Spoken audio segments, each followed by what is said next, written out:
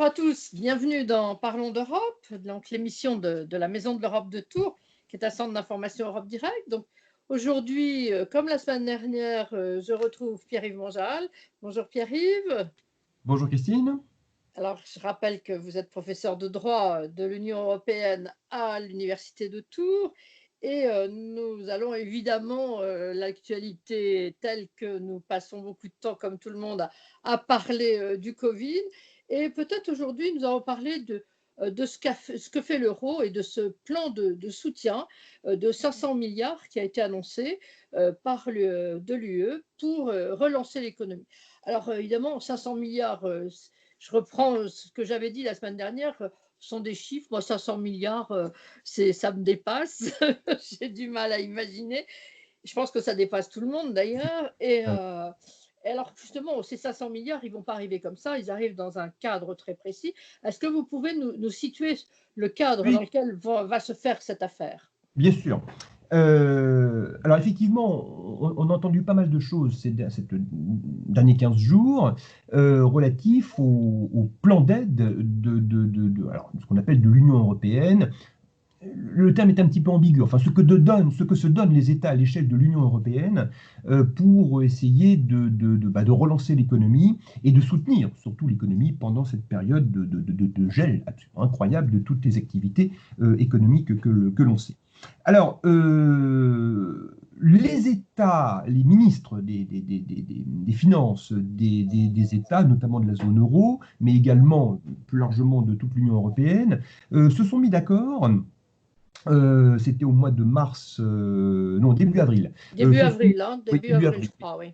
oui, début avril, se sont mis, c'était le 11 avril, se sont mis d'accord pour aider les États à hauteur de 500 milliards, enfin 540 milliards d'euros, d'ailleurs, pour être Oui, à on peu se près. rappelle du geste de victoire de Monsieur le maire Oui, oui, quand il oui, a oui. obtenu cette satisfaction. Donc, c'est une Exactement. image qu'on a dans les yeux. C'est tout à fait juste, il était ravi, il pouvait l'être. Bon, surtout que ça bloquait de toutes parts, du côté allemand, du côté des Les Pays-Bas. Pays-Bas, euh, oui. et puis, les ambitions de départ étaient plus élevées, ça devait tourner autour de 800-900 milliards.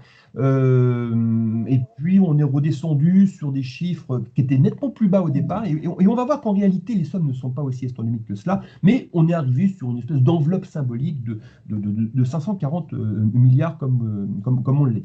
Alors en réalité, euh, ça ne tombe pas, je dirais, ça ne sort pas du chapeau du magicien, ces 540 milliards, puisque en fait, cette somme euh, repose sur trois dispositifs. Ce n'est pas une enveloppe globale, si vous voulez. On va voir qu'il y a trois sources, en quelque sorte, de financement, d'apport. Je vais les citer dans un instant, d'une part. Et d'autre part, mais on en reparlera peut-être à la fin, ce qu'il faut bien voir ici, c'est là où on peut se poser sans doute un certain nombre de questions, et on verra que le Royaume-Uni a trouvé une espèce de réponse, une sorte de réponse, à mon avis contestable, c'est que tout ça constitue néanmoins de la dette.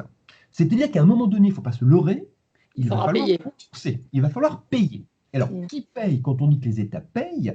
Eh bien, les États payent en prélevant de l'impôt, et les impôts, ce sont des ressources qui viennent des foyers fiscaux, qui viennent des entreprises. Les entreprises, il faut diminuer leurs charges, et on va voir que ça risque, à terme, d'avoir un impact important sur les conditions de travail et d'embauche, d'ailleurs, au passage. Bon, mais je referme la parenthèse. Alors, pour revenir à ces 540 milliards, il faut retenir, à mon avis, plusieurs éléments. D'abord, c'est bien les États, par le biais du Conseil qui réunit les ministres de l'économie et des finances, qui se sont accordés sur cette enveloppe.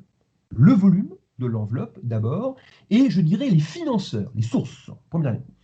Deuxième élément, justement, qui va financer à hauteur de 540 milliards? Et là, il y a une petite déception d'une certaine façon.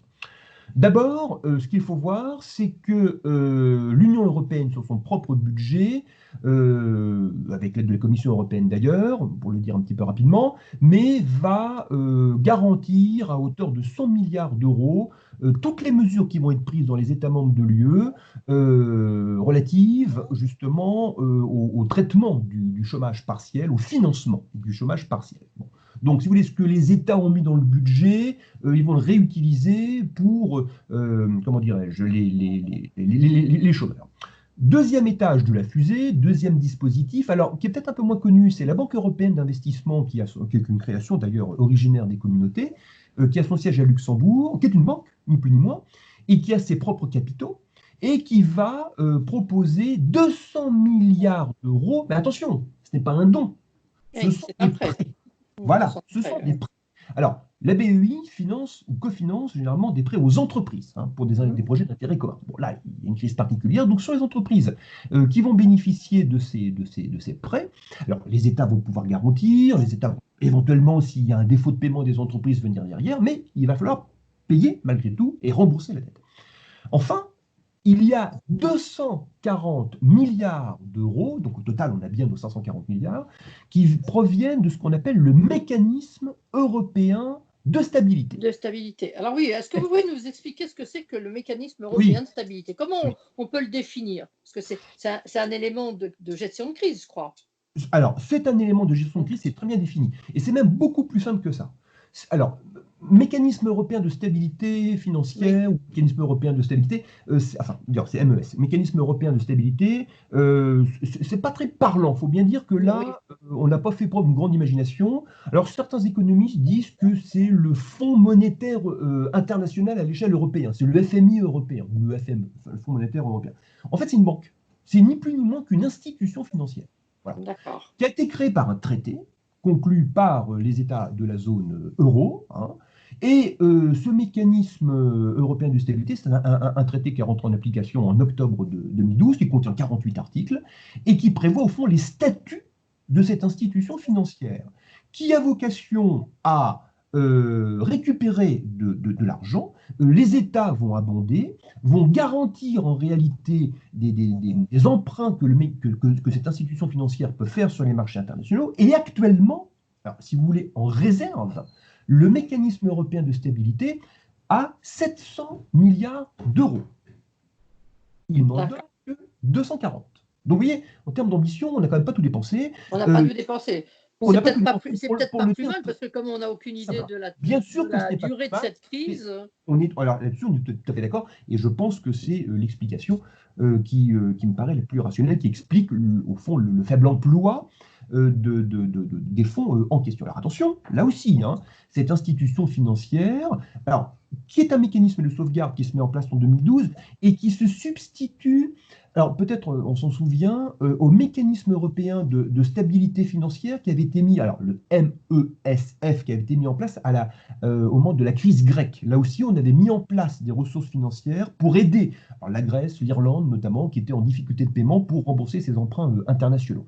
Donc, on avait créé plusieurs fonds, donc le mécanisme européen de stabilité financière, le Fonds européen de stabilité financière, qui étaient donc des institutions qu'on a regroupées, enfin qui existent toujours, mais on a créé un nouvel outil maintenant qui est unique, donc cette institution qu'on appelle le mécanisme européen, le mécanisme européen de stabilité, qui est donc un mécanisme qui permet aux États d'emprunter sur les marchés internationaux et d'avoir des garanties d'emprunt grâce à cette institution financière. Et donc là, à hauteur de 240 milliards d'euros pour l'ensemble des États membres de la zone euro, qui pourront donc utiliser cette somme sans condition jusqu'à 2% de leur PIB dès l'instant qu'il s'agit d'intervenir sur des questions sanitaires liées justement à l'éradication, au traitement du Covid, et sous condition, donc il faudra des autorisations, dès lors que les emprunts qui seraient faits au titre du mécanisme européen de stabilité seraient utilisés au-delà des dispositifs de prévention sanitaire ou de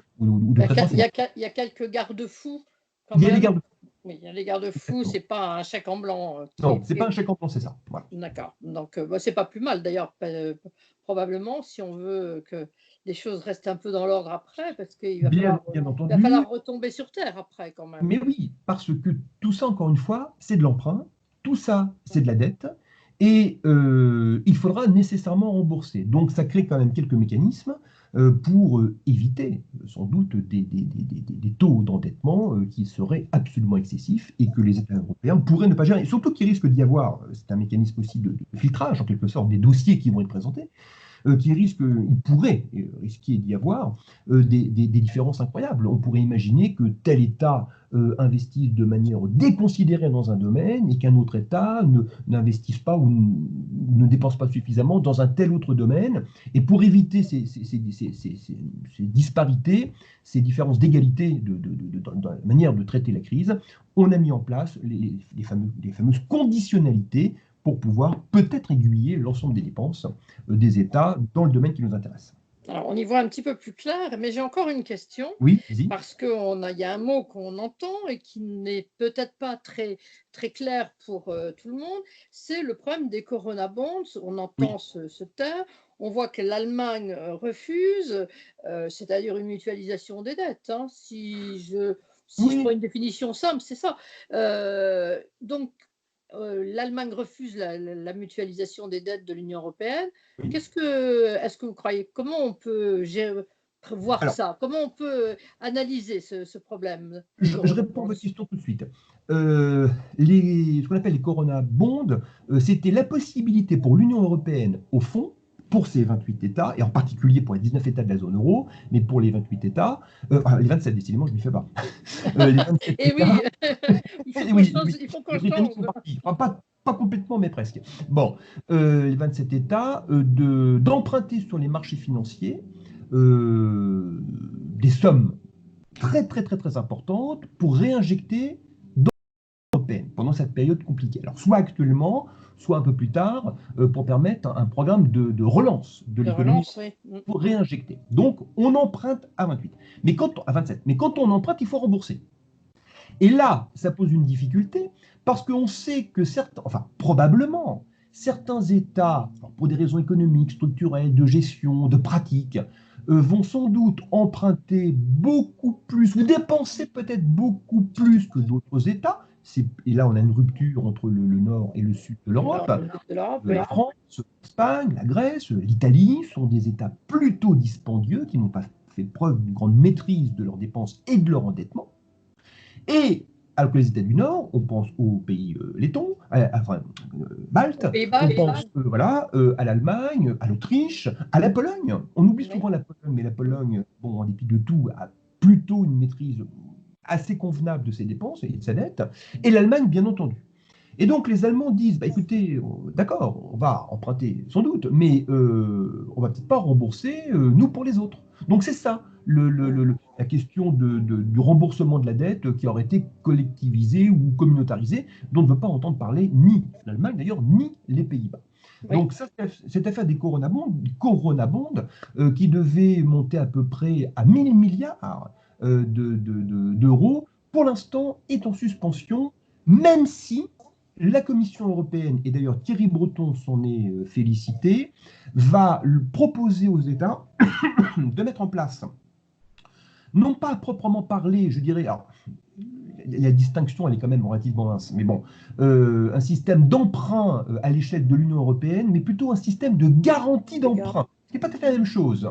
C'est-à-dire que l'idée, c'est de permettre aux États d'emprunter ce dont ils ont besoin. Il y aura là aussi des critères quand même qui vont fixer un certain nombre de conditions, ce qu'on appelle les conditionnalités. Et les États vont mettre en place, avec l'aide des institutions européennes, surveillance de la Commission vraisemblablement, intervention de la Banque Centrale Européenne, du mécanisme européen de stabilité, un dispositif de garantie de remboursement, en quelque sorte. Bon, la France va, je dis n'importe quoi, emprunter 200 milliards d'euros, admettons. Eh bien, le mécanisme en question permettra à la France de rembourser tranquillement, sur du très long terme, et les créanciers, les financeurs internationaux savent qu'en tout état de cause, s'il y avait un défaut de paiement de la France, le système qu'ils auront mis en place constituera un élément de sécurisation dans l'hypothèse où la France ou l'Italie ou n'importe quel pays ne pourrait pas rembourser. Pour ceux qui prêtent, c'est une sécurité. Bah, Ceux qui c'est prêtent, le mot de la fin, mais je crois que nous, on reviendra sûrement sur tous ces problèmes parce que je pense que oui, il faudra beaucoup d'émissions avant d'arriver au bout des problèmes. Donc, merci beaucoup Pierre-Yves et merci puis à très Christine. bientôt à tous. Bonne semaine. Merci beaucoup, à très bientôt.